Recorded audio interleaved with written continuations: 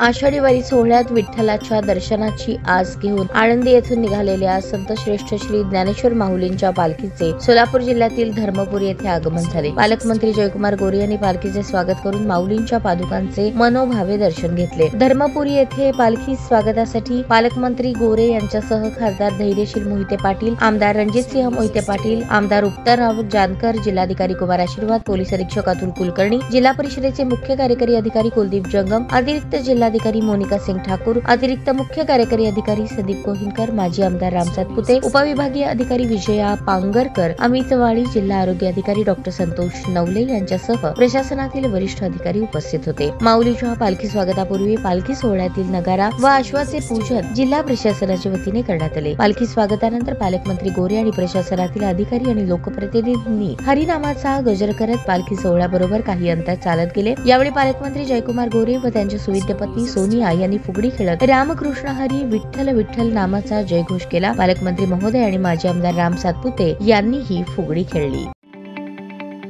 ताज्या बातम्या पाहण्यासाठी प्राईम महाराष्ट्र न्यूज चॅनलला सबस्क्राईब करा।